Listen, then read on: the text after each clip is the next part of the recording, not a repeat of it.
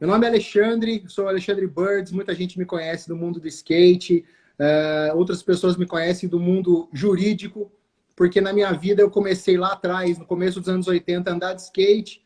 Lá naquela época, naquela década, eu competi em algumas competições e eu tive a oportunidade de ver o Ed pela primeira vez em 89.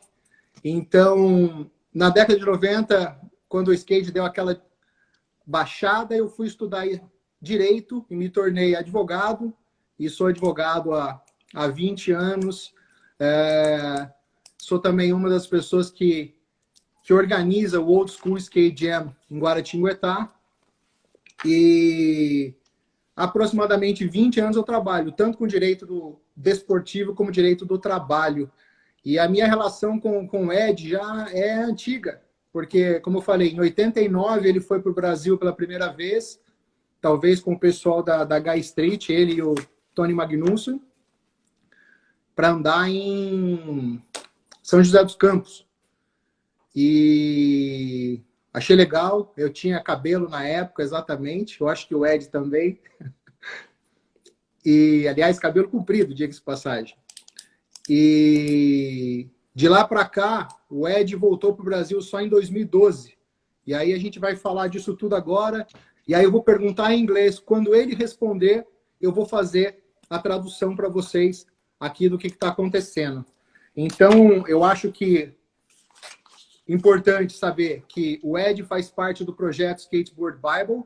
Eu também estou junto com eles nesse projeto. Já ajudei em algumas traduções, tanto do Ed no Brasil, como do Bruno aqui nos Estados Unidos. E é isso. Vamos ver aí o que a gente consegue tirar dessa pessoa tão importante, que é o Ed Elguera. So, Eddie, I was telling to the guys that I know you since your first trip to Brazil in 1989 when you skated in São José dos Campos in a Lipton half-pipe. Yeah. So that's the first time I saw you skating there. And since there, it's funny that many things changed in your life and in our life. I became a lawyer, and you kept as a legend that you always were. And can you tell me how the skateboard came to your life? How did you start to skate? Yeah, when I was 8 years old, my brothers, they used to surf. I never surfed, but they used to surf. And so I started through them. I borrowed their boards. O Ed disse que ele começou a andar de skate aos 8 anos, quando o irmão dele, né, que tinha o skate, na verdade, tinha aquela pegada todo mundo do surf, como todo mundo aqui na Califórnia, mas o Ed não tinha muita coisa do surf e acabou emprestando o skate do irmão. Let me ask you, Eddie, something really important that I was, of course, I had to study your life once you was a legend and a hero for all of us. 1979 was an important year for your life. You became the amateur national skateboard champion.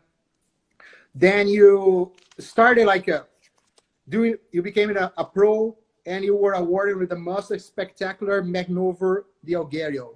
That's true? Yes. So tell me, how was your life in 79 when you were still an amateur? Well, when I first became an amateur in February of 1979, do you want to say that? I mean, are you going to translate? Yeah, you can speak that, and I will translate after that. Okay. And then I won, up until April, I won some contests then I became the national amateur champion.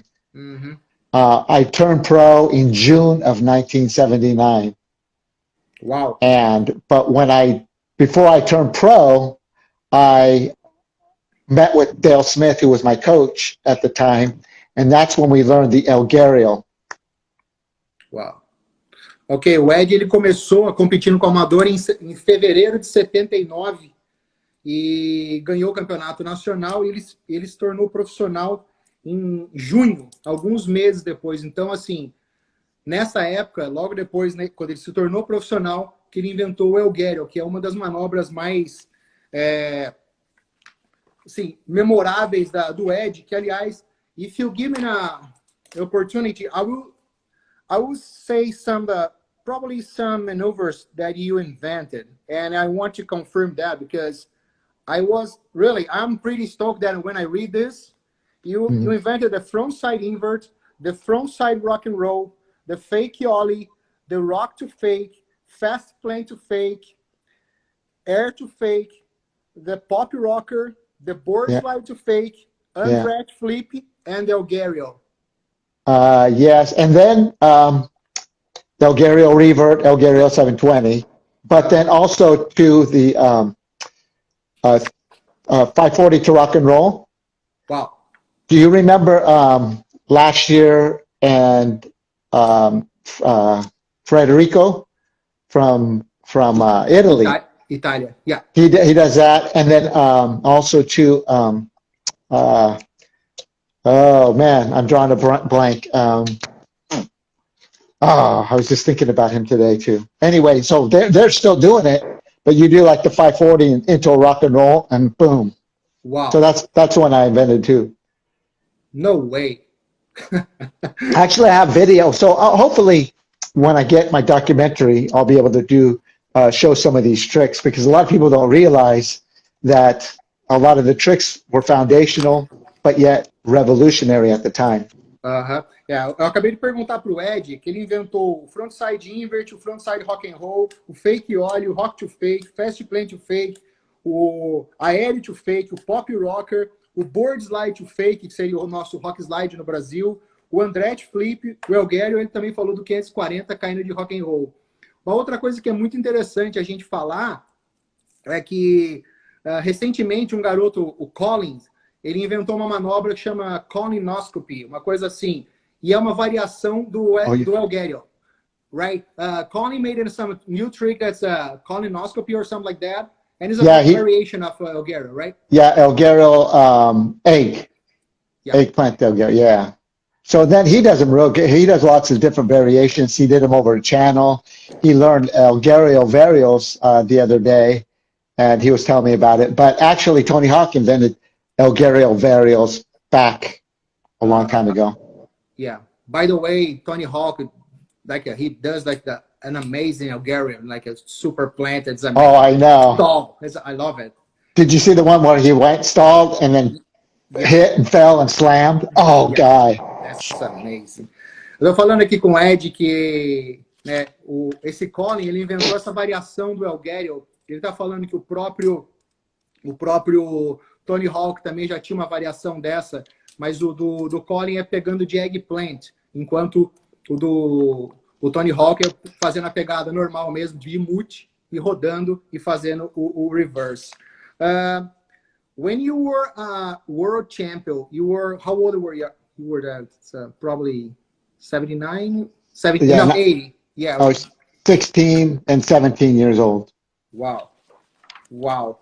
And right after you became a pro, you started to compete in the Gold Cup series, right? No, first it was the Hester series. Yeah, Hester series, yeah. Yeah, and it was the second season of the Hester series. So the Hester series 1, I was still amateur, and that was the first bowl series that there ever was. Bowl contest. O Ed, ele começou a competir, né? Logo depois que ele se tornou profissional, tinha a Hester Series, que é um campeonato que era organizado pelo Henry Hester, right? Henry's name, right? Yeah. Henry Hester, para quem não conhece, ele também descia de... He used to skate in the speed, right? Some downhill things. Yeah, slalom. He was a slalom champion. Yeah, and downhill. He had one of those carts that you would get into. And what is the name of that? The cart? Just downhill, I guess. It's just downhill speed. Kind of a bobsled, right? Yeah. O Henry Hester, ele competia nessas descidas, fazia slalom, campeão mundial de slalom, e ele também tinha ele começou a fazer esse campeonato. Na sequência, o próximo campeonato virou o Golden Cup Series. E o Ed Elguera foi 2 vezes campeão. E tell me about how was to become a champion of like a 2 times world champion so young, and how it was for you in your life? I just when I first started skateboarding and I saw the magazines, I thought, I want to do good so I could be in the magazine. I mean, that's at first. I wanted to be in the magazine. And then in order to be in the magazines, a lot of times you had to win contests. So I really focused on it. I want to do good in the contest so I could get a picture in the magazine. So then I just, it was just something that I didn't realize, and I didn't think about my age. I just wanted to be good and skate good. Ele falou que para ele se tornar, ele se inspirava em estar em umas revistas. Ele sabia que para estar na revista, ele tinha que ganhar campeonato, porque era assim que acontecia. Então, ele se dispôs a fazer isso, a ganhar campeonato, a ser o melhor nos campeonatos e aparecer nas revistas. By the way, you were the Skate of the Year, right, in 1980? 1979. 79, right. Skater of the Year and the best new maneuver, which is the Elguera. Wow. Yeah. Wow. Okay. So that was my first year of being pro, too. So just in that short amount of time.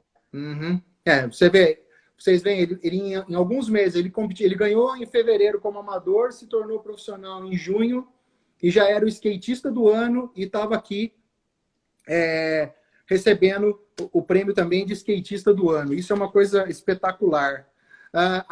Uma outra coisa importante que eu vi na semana passada sobre o clipe não sei se muitas pessoas viram, o Tony Hawk gravou uma nova versão com o Divo, por causa do Tony Hawk Pro Series. Vou perguntar pro Ed, porque ele participou do primeiro clipe do Divo. Back in the 1980s, I remember that you, TA, and Allison, you were part of an important Divo video, The Freedom of Choice, right? Yeah. And but there's a lot more skaters too than just those. Yeah. Probably there's they were the most famous amongst all of them. Yeah. And that's it. Exactly. So, by the way, last week I saw that Tony Hawk, Jack Black, and Cab, they shoot like some video recording the freedom of choice. Did you miss something from that time? How was that for you? Oh man, that was one of the best things to be a part of that video, because back then you didn't see a lot of video of you skating. It wasn't around. And so when they did the video, and then it was on TV and then MTV, and it was just cool to see just the different skate clips. One of the clips that I love is when me and Andrick did channels over Marina. He was the first one, and then I came second after him, and we did channel jumps, and it was pretty cool. It was just fun. It was a fun time. Where did you shoot it? Was it a Marina? Marina Skate Park. It was late at night. They closed it down. We filmed till like 3 in the morning, and it was just cool. Where they had the smoke and just all the effects and everything. Yeah. Uau. Então, eu falei pro Ed agora, ele estava me contando como é que foi gravar o clipe Freedom of Choice do Divo. Porque na semana passada, o Tony Hawk, Cabaleiro e o Jack Black, eles gravaram pro Tony Hawk Pro Series essa música lá em Los Angeles e no Barracks, eu acho.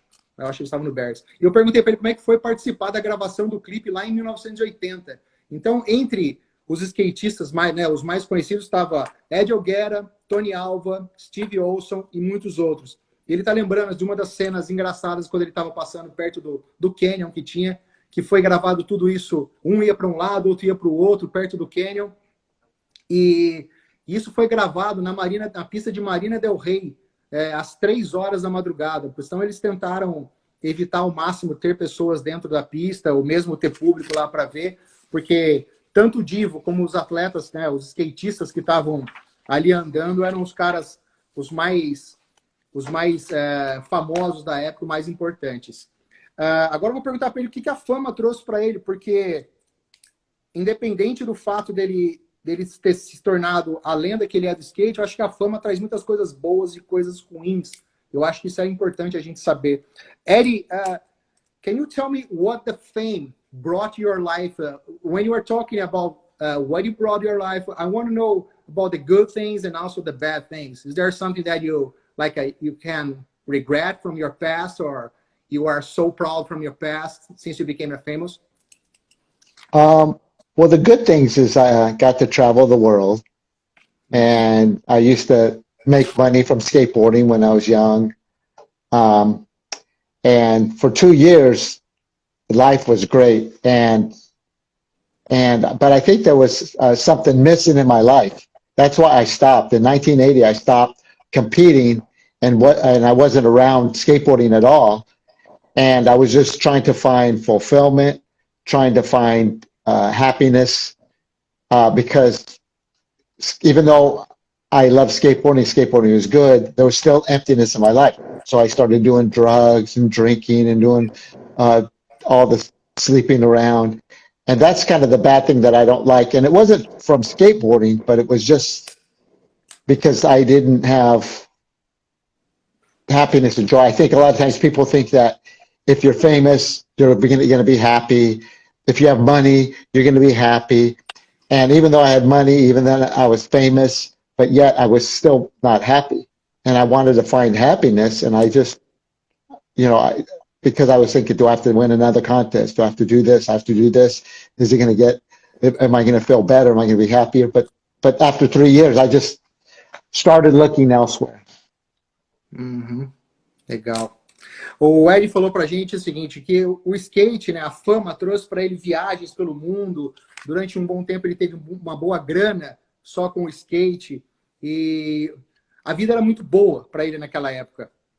Mas mesmo assim, com tudo isso, ele, mesmo sendo campeão e tudo mais, ele resolveu parar de andar de skate em 1980, logo depois de ser 2 vezes campeão do mundo, porque ele achava que aquilo ali não estava certo para ele.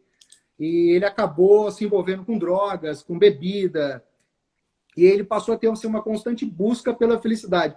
Ele entende que o skate traz para ele uma felicidade muito grande, mas ao mesmo tempo você tem todas essas coisas bem próximas de você. Então, assim, o dinheiro veio com o skate, a fama veio com o skate, mas junto com tudo isso trouxe outras tantas coisas, né, relacionadas ao fato de ser famoso. Okay, Eddie, just me ask another thing. Yeah, when we talk about the fame,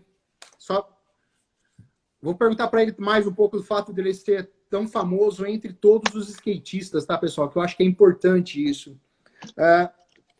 Eddie, I remember that years ago when you were, I'm not sure if you were going to Brazil or something like that.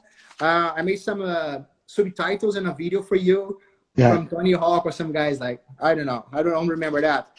You are one of the most influential skater in all the time. It's undoubted that. We know that even Tony Hawk, Christian Hosoi, Carvalho, guys, they always say, okay, we have a full influential from Eddie Elguera. How do you feel to be like a kind of a godfather of all the biggest skater in the world? Oh, definitely. It feels good. And I think all of us need to realize that life on this planet is not just about us. It's who we can help, who we can make better, who we can influence to be better. And I'm just happy that, I look back and I think about being in skateboarding at that time. There wasn't a lot of money. There wasn't a lot of popularity. They didn't have the big corporate sponsors. And I think that sometimes when pioneers lead the way, they have to do it more out of the passion. It wasn't about, maybe being famous to a small community, but nowadays it's so much different. People are they get lots of money.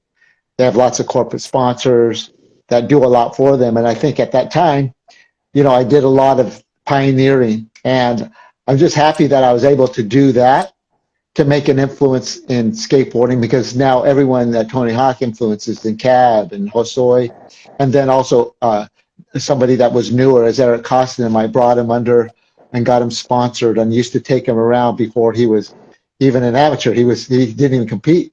And then now to see what Eric Costin is doing. And, you know, I love that. I think that's one of the best things, is to be able to leave an imprint in skateboarding, not only with people, but also tricks. I mean, today, frontside rock and roll is one of the most stylish tricks, frontside inverts. I mean, people that have taken it to new levels. And it's so cool to see that some of those tricks are still done today. And people learning, I mean, a lot of times they'll set up board slide fakies to do something else, or rock fakies. So it's kind of cool to see all that. But I forgot what the question was, but anyway. Now, how is to be a godfather of all these great skaters now? Yeah, you answer that. Yeah. So you can let them know. Yeah. Eu perguntei para ele como que é ser né? Eu vejo vídeos do Tony Hawk, todos esses caras falando, Tony Hawk, Cavaleiro, Rossoy, todos eles dizem que Ed Elguera foi assim, uma das maiores influências para eles no skate. Então, assim, todo mundo tem muita inspiração no que o Ed fez e no que o Ed ainda faz. E eu perguntei para ele como que é isso, como que ele se sente sendo o padrinho de tantas pessoas importantes do skate. E como ele falou, ele é um dos caras ele pertence ao grupo dos pioneiros do skate. Então, assim, lá atrás, eles andavam simplesmente por uma paixão. Então, muito do que ele fez foi muito mais por uma paixão do que por dinheiro, porque não ganhava-se tanta grana assim naquela época como se ganha hoje em dia. E ele se sente muito honrado, assim, e muito feliz de ver o quanto não só as manobras dele no passado influenciaram as pessoas hoje, como também todo o comportamento dele. Ele falou que ele fica feliz de ver num campeonato de skate uma pessoa dando um rock slide to fake para fazer uma outra manobra, porque sabe que aquilo ali partiu dele. Então, assim, muitas das manobras que até hoje acontecem, que as pessoas fazem hoje, com certeza saem da origem do Ed Elguera lá no passado. Isso é muito legal, isso é muito bom.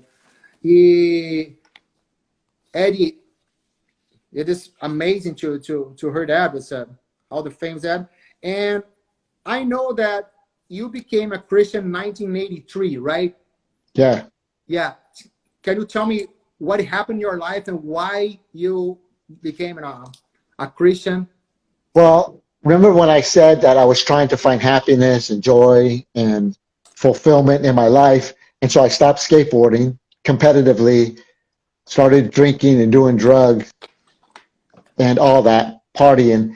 And then in 1983, I lost the money that I saved up. I was working at my family restaurant, and this lady came in, and she started talking to me about my life, asking me questions. I told her I used to skateboard and this and that, told her what I was doing, and she realized, she goes, you know what, you're trying to find fulfillment in so many places and happiness and joy, but it's not going to come through skateboarding. It's not going to come through drinking and drugs and sleeping around and all that. It's going to come through Jesus Christ. And she began to tell me about how that God loved me, and skateboarding he gave to me as a gift. And he didn't want me not to use skateboarding, but not to rely on it to bring peace and happiness and joy. And so she began to tell me about what Jesus Christ did for me and how he died for my sins and that he loved me, and that true fulfillment in life is going to come in knowing Jesus Christ. And that's the day. So 3 years after I'd stopped, that's when I gave my life over to the Lord. Ok, eu falei pro Ed como é que a religião entrou na vida dele, como é que ele se tornou evangélico. Ele falou que logo depois que ele parou de competir, que acabou a grana também dele como skatista profissional, ele começou a trabalhar, inclusive, no restaurante da família. E uma vez trabalhando lá nesse restaurante, chegou uma mulher para ele e perguntou para ele, né, sobre a vida. Ele falou que ele era um ex-skatista profissional e contou essa história toda dele do passado. Ele, naquela época, já estava bem envolvido com drogas, álcool, dormindo por aí. A vida que a gente vê muitos ainda fazendo nos dias atuais. E essa mulher mostrou para ele o que era, como que Jesus podia preencher aquele vazio da vida dele. Então, assim, todo o vazio que ele tinha na vida dele não era por causa de... Ele não ia conseguir sanar por causa da droga, por causa do álcool, por causa do skate. Na verdade, Jesus era aquilo que ele precisava para preencher. Que Jesus, e ela explicou para ele que Jesus morreu para salvá-lo dos pecados. Explicou tudo sobre Jesus. E eu vou fazer uma pergunta para ele. Can you tell me who was this girl? It was she was an older lady. She was in her 60s, and I was 20. Okay. She has passed and went on to the Lord, but she was like my spiritual mom, Okay. and discipled me in those early years of my faith. Ok, era uma senhora de 60 anos, na verdade não era uma garota, era uma senhora de 60 anos e ela praticamente foi uma madrinha para ele dentro, né, dentro da igreja, trazendo ele para dentro da igreja. Isso foi muito legal. E agora eu vou contar uma história com relação à parte da fama, que é engraçado. O Elguera começou a voltar a andar de skate, ele já parou e voltou várias vezes, e depois ele passou a voltar a andar de skate, a ir para o Brasil em 2012. E uma das passagens, ele ficou na minha casa, e a gente teve uma situação muito engraçada, que a gente parou para comer pastel em Taubaté. E hold on, this is super amazing. E a gente parou para comer pastel em Taubaté. E a gente estava andando, a gente estava indo para Guaratinguetá, quando ele estava indo para o Old School Skate Jam, em 2013. E a gente parou em Taubaté, comeu o pastel, ele comeu 6 pastéis, eu tive que explicar para ele que normalmente as pessoas só comem 2, mas ele comeu 6. E quando a gente passou na frente de uma skate shop, um garoto estava colocando skates na parede. Em Guaraná. Pastéis em Guaraná. Exatamente. E quando a gente passou na frente de uma skate shop, o rapazinho colocando os boards na parede, tirou os óculos, olhou e falou assim, Elguera. Essa é uma história muito legal. I was telling to them that you are the guy that I know that you never quit to skate. You just put the skate in a layoff. I can say that. You just put a skate in a layoff, not in your side of your life. But in 2012, you start to skate again, and we saw you there in Brazil. By the way, it was the time that you visit my house, and I cooking a feijoada for you. It was amazing. Oh, wow. That was amazing. That was the first time I saw you since in 1989, and I almost cried because you were a hero for me for my whole life. I was like, oh gosh, that's really amazing. And I remember when we went to your house, and Dwayne and Miguel and Christian, we picked Christian up that night. He flew in. Yeah. But so it was, Miguel and Dwayne. And remember, Dwayne had that Mad Dog hot sauce. Mad Dog sauce. And it was like, he's like sweating and I have the picture. He says, I can handle it. That was a fun trip. Yeah, that was. And right. Tell everybody that. Ok. E em 2012, quando eu fiz uma feijoada para os caras, quando a Hat Trap trouxe os caras para o Brasil, e eu fiz uma feijoada para receber na minha casa. O Ed, a Dauna, o Dwayne e o Mike McGill. E foi muito engraçado, porque logo que a gente chegou, a gente fez lá, apresentei a feijoada para eles fizeram um prato, e eu tinha um molho de pimenta, que era o 357 Mad Dog. Esse 357 Mad Dog é uma pimenta que é aproximadamente, se uma Tabasco, ela tem 100 mil de Scoville, que é o negócio que mede, essa 357 Mad Dog tem aproximadamente 10 milhões. Ela é muito forte. E o Dwayne foi lá e colocou, falei, ó, feijoada come com pimenta. E o Dwayne pegou essa pimenta e colocou no prato dele como se fosse ketchup. Ficou vermelho o prato dele. É uma pimenta realmente que existe até desafio na internet para quem consegue comer. E o Dwayne começou a comer e de repente ele começou a suar, não conseguia respirar e a gente ria. E ele ficou desesperado. Eu falei para ele comer pão e tudo mais. E foi engraçado que ele levou o prato na cozinha.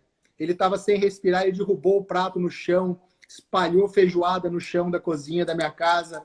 E aí a dona Conceição, que trabalhava comigo lá em São Paulo, ela chegou para mim e falou assim, Alexandre, tem um cara louco lá na cozinha, com a feijoada toda espalhada no chão, e está recolhendo para colocar no prato dele de novo. Aí eu falei para ele que não precisava, que era tranquilo, que ela limparia ali enquanto a gente almoçava, e beleza. Mas ok, continue that.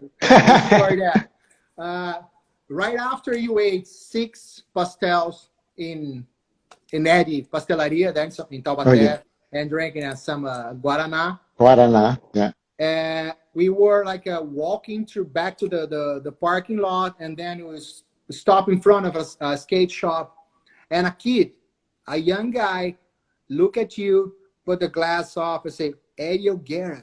So it's amazing how your fame came through the generations, and even this kid that probably never saw you skating before, he knew you there. That's really amazing. How you handle with this fame these days?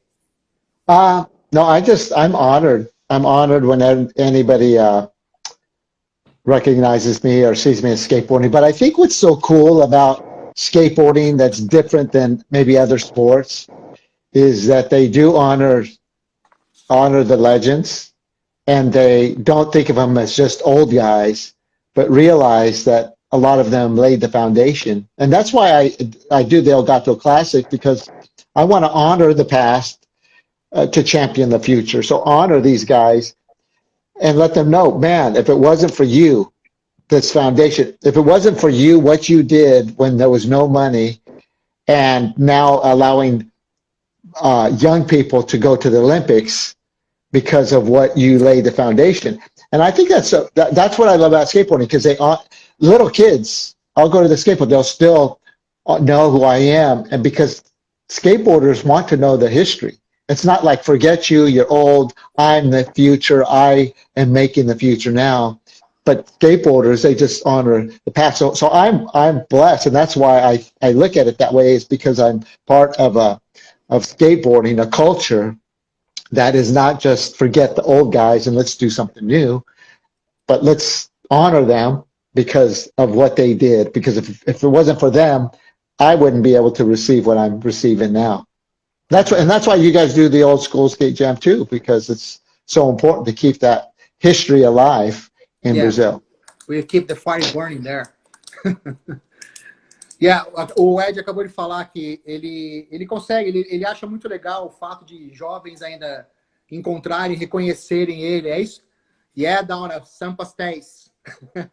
Pastéis, Guaraná, pão de queijo e café com leite. Did Donna say, I can't see no comments. Nobody's is people commenting? Yeah, there's a lot of comments. I know, but I don't see. It stopped with Odette. She joined, and that's it. No new ones come up. But oh gosh, okay. I don't know why.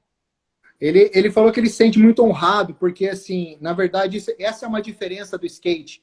O skate, ele tem essa condição de realmente homenagear as pessoas antigas do skate. Nós temos, assim, como a gente tem no Brasil, o Old School Skate Jam, que a gente faz, o Ed Elguera fez aqui em Palm Springs, o El Gato Classic, que tinha como mote principal, que era honrar as lendas e preparar o futuro. Então, essa é uma ideia que tem que ser pensada, até porque hoje em dia o skate já se tornou um esporte olímpico e está avançando cada vez mais. Então, assim, realmente ser homenageado é uma honra para ele. Ele sabe que as crianças estão se inspirando naquilo que tem o passado, e o passado é importante para a gente construir o futuro.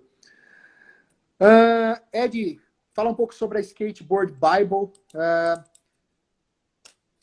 How do you become part of Skateboard Bible project, and what do you see in the future once you are trying to translate the Skateboard Bible to the English? What are your expectations for that? Well, I met Pastor Bruno in the Red Bull Generations in Floripa. I don't know what year it was many years ago. I think it was one of my second or third trip back to Brazil. Probably 2013 too. Yeah, probably like that next year. Yeah. And so I met Pastor Bruno there, and he was telling me about the idea and what he wanted to do. And And it was cool just to see and, have this vision. This is what I want to do. And for skateboarding and getting the word out, the Skateboard Bible. And I just, I continue to say, yeah, I'd love to be a part of it. What do I need to do? Let me know. And he just kept on pushing it through. I never knew that what was going to happen with it. But then one day he's like, he kept on saying, I need your testimony, send me some pictures, do this. And then one day he sends a mock-up of the testimony, the Skateboard Bible. And it's so cool to see what he's done with it. And now it was in Italy, so in Italian. Last year I went there. And we gave out a bunch of Bibles over there. Been to Brazil many times, different tours. And our church, one trip, bought 1,000 Bibles, and we gave them out. And we always support what they're doing. And I always go to give out the Bibles because it's important, I think everybody should sow a seed and help to buy a Bible, buy a couple Bibles to help support him. Because when they go to somebody's hands, somebody's life is going to be changed forever. Mm-hmm. So, and that's the most important thing is getting the Word of God into somebody's hands. And when you help that and are part of that, it's rewards in heaven. God's pleased. And so I wanted to be a part of that. And now that it's they're working on it, getting it in English. I mean, because everybody asks me here in the States, well, what about, is there not one in English? No, they haven't done it yet. We're waiting. But Brazil, and we've given lots of Bibles out. And it's amazing to see what a great tool it is to give somebody a gift of a Bible that is something that will change their life forever. Uhum. Ele falou que as pessoas aqui nos Estados Unidos sempre perguntam para ele, né, por que não tem essa Bíblia ainda aqui nos Estados Unidos, porque é um projeto muito legal. E ele falou que, for Allison said it was in 2014. Okay. All right. Yeah, you know what? I don't know why I'm not getting why do you comments? Think? Yeah. I don't know. Don't ask me that. Because it only stopped with Odechi, but then I don't know. I don't know. Ask somebody out there if they know. Ask them in Portuguese. Maybe they could give you the answer. Tell them in Portuguese why maybe. Alguém sabe como é que coloca, como é que mostra para ele os comentários para ele ver também? Escreve aqui, por favor, porque eu não faço ideia. Anyway, okay, go ahead. Ok. E aí, em 2014, o pastor Bruno falou com ele sobre fazer parte desse projeto, mandar as fotos, o testemunho dele. E como ele falou, para ele é uma baita de uma honra, porque ele acabou mergulhando de cabeça nesse projeto. A igreja dele, em Palm Springs, Anderson said that you need to be clicking. I don't know what you must be clicking. I don't know. Okay, go ahead. Okay. That's all right. You just tell me if something cool comes up. If somebody asks a question, just let me know. E ele falou que o seguinte, ele acabou mergulhando de cabeça no projeto, ele achou muito legal. A igreja dele aqui de Palm Springs, eles doaram 1000 Bíblias. Foi até um momento em que eu vim aqui com o pastor Bruno, eu fiz a tradução do pastor Bruno na igreja dele em Palm Springs. E como ele falou, fazer Bíblia e doar Bíblia é algo muito legal, porque é uma ferramenta muito importante de mudança na vida das pessoas.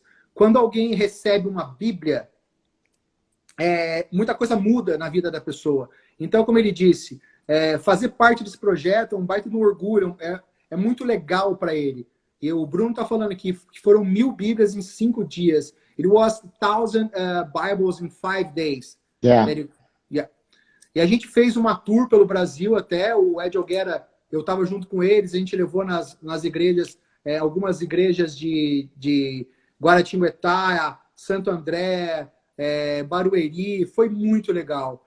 I'm telling you that I made a translation in Guaratinguetá, some place like you were there in the service. Yeah. E o que mais que eu acho importante? E ele falou sobre skate olímpico, eu acho que é muito legal a gente falar disso. Porque como ele é um dos pioneiros, um dos precursores de muita coisa, agora ele tem a situação do skate olímpico. Eddie, can you tell me something about how do you see? You know that I'm pretty involved with the skateboard in the Olympics. I was behind the scenes trying to push the skateboard there. And in Brazil, we had some issues with the confederations and all the things that we already saw these things. And actually, I'm a legal director of a Brazilian Confederation of Skateboard. Wow, So, that's awesome. Yeah, this is really amazing, and I'm glad to be in the team again. And just would you tell me that what do you think about the skateboard in the Olympics? How do you see this new scene of the skateboard? You know, I think it's great.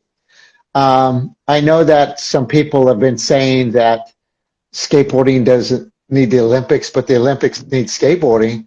And I don't know if it's Tony Hawk or some other people, you know, has been saying that. And I think it's so true because, yes, skateboard is great that it's seen as a sport in that respect, but you know, skateboarding is an individual. It's not really a sport. It's a culture. I love what skateboarding has done for the world in terms of music, in terms of fashion, in terms of art. It's just it has started and done so much for the world. So, and in terms of skateboarding not needing the Olympics, because skateboarders will still do what they do. It doesn't matter whether they're Olympics or not Olympics. But the Olympics need skateboarding because it gives validation and it brings younger people to watch the Olympics. Where before it's like older people, young people did not want to be a part of watching the Olympics, but now they're going to get a whole new audience because skateboarding is coming into it, and it's going to make it cool instead of just like, oh, well, it's just for that. And so, you know, it's good. I think that maybe sometimes, yeah. I mean, I love it. I think it's great. It's great for the sport, but I don't think that some people should be discouraged if they don't make it to the Olympics, because that's not just skateboarding. Skateboarding is so many things. I love people that don't skate contests but just tear it up in backyard pools. I mean, or they may not be street skaters in competing, but man, they just do crazy stuff. And so they may never make it on an Olympic team, but they're going to do so much better than a lot of them do. So there's a lot of skaters that are going to tear up a backyard pool than some of these guys that will be in the Olympics. But so that's what's so cool about skateboarding. So it's not about, I think if your desire is I need to be in the Olympics, that's great. But I think you should just skateboard because you love skateboarding and you want to just create and skate and destroy. Yeah.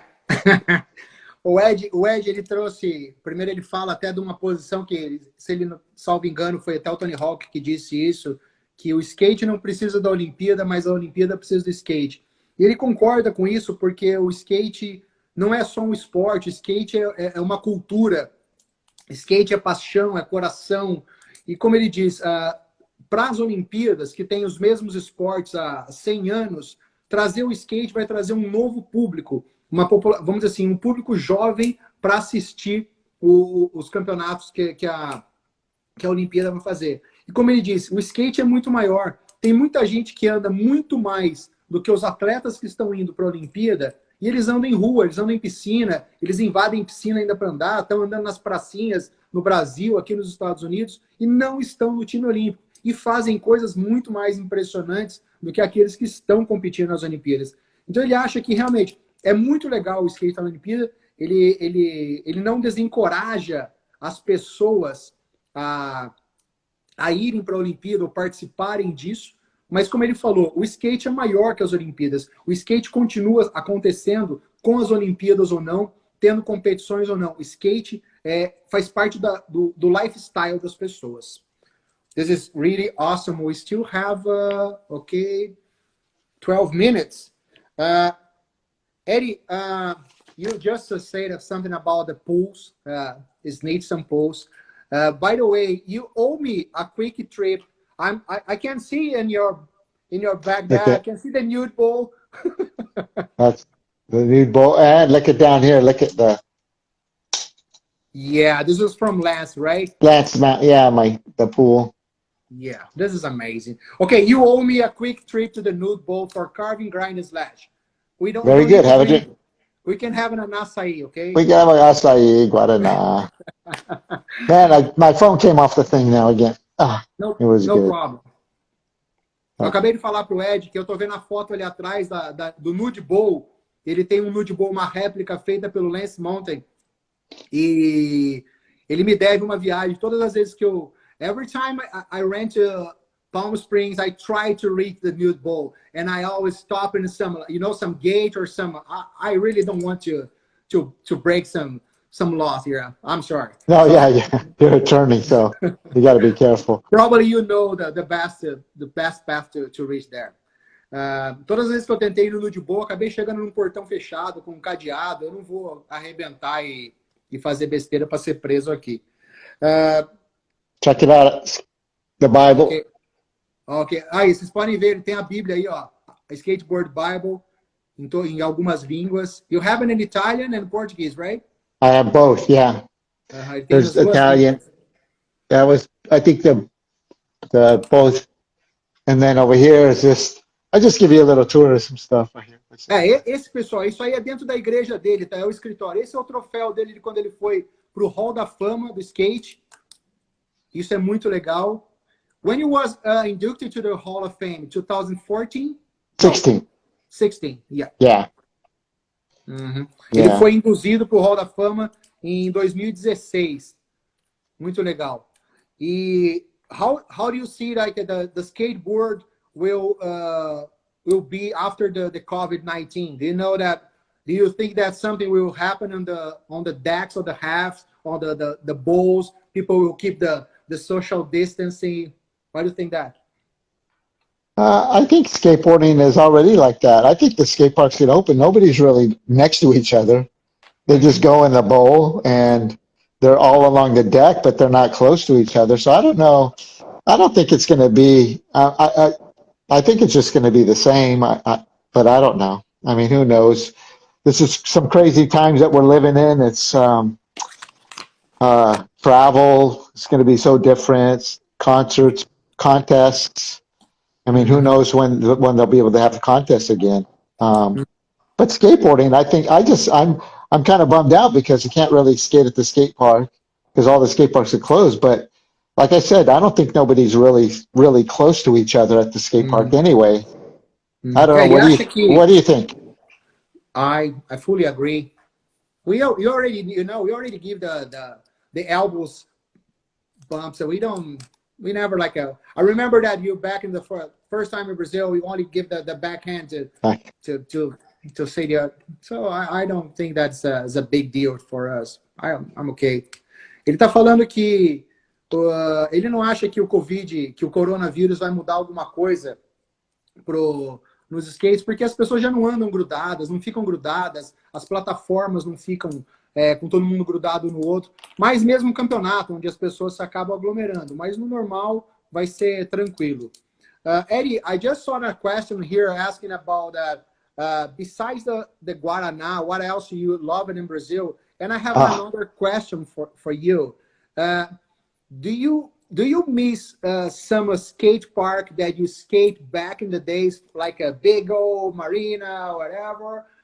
Is there some place that you miss, or even the original combi? Let me tell.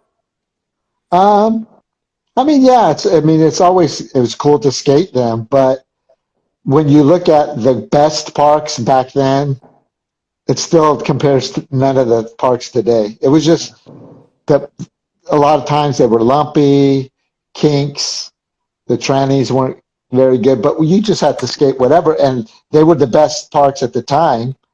And I mean, now the parks and the pools and the stuff that they make today are so much. It's so supreme over the other parks back then. But yeah, like obviously the skate marina, like the Dog Bowl, but that was kinky and weird, and kind of one wall was crazy. And then the keyhole was great. It was fun. Colton. I love the little banks and bowls that they had there. And but yeah, just all the different parks skating, like Cherry Hill Skate Park. It was great. That was an amazing bowl. I don't know how it would be today skating it because it's like now with the technology, but I mean, obviously it would maybe be cool to have some of those skate parks built now with the technology and the smooth and the coping and all that. Yeah. Eu perguntei para ele quais as pistas que ele sente falta, ele gostaria de ver ainda. Ele falou que quase todas, Cherry Hills, mas Marina Del Rey, o bowlzinho com Canyon era muito legal para andar. E ele falou que hoje em dia, se tiver essas mesmas pistas com a tecnologia de hoje, seria muito legal. Okay, and how about the food in Brazil? We have esfirras, we have guaraná, we have pastel, açaí. What else you love there? Pão de queijo. Pão de queijo. Oh man, I try to make them here. I bought some mixes and it kind of works okay, but because you have to have the special cheese, right, to make them. Yeah, a gente faz. So nobody wants to give me the secret. We make them with the queijo Minas. It's from Minas Gerais. Minas Gerais, I'm telling you, that's what they said. That's the place of the pão de queijo. And oh man, some guaraná, café con leche, and man, I'm ready. That's good. Yeah. I'm ready for the day, and then I go get some esfijas, put some picante on there, put some lime, and then we get them from Imigrantes down in São Paulo, and the old man who's at the table looks mean. Wrapping the esfirras. Ele gosta da esfirra Imigrantes, que é engraçado que tem um tiozinho que empacota ela. Ele tá sempre com a cara brava, mas ele empacota mó no gás, assim. O Elguera já até filmou ele uma vez. Yeah. Okay, we only have 5 minutes to turn off, and so before your last prayer, I will. It's nice to tell you that you have a bunch of fans in Brazil. You know that Brazilians love your style. Brazilians love the way you skate, and they love the way you treat us there. All the guys here are talking about food, the Brazilian food. People are talking like Anderson Tuca, the filmmaker. He's saying that Eddie used to turn crazy when we talk about food. Yeah. Oh well, you know what else I remember? Remember the corn juice. Ele parou na Dutra e tomou suco de milho no rancho do Milho Verde. On the way from São Paulo to Guaratinguetá. Exactly. Quando estava vindo de São Paulo para Guaratinguetá, ele ama a comida do Brasil. Isso é muito legal.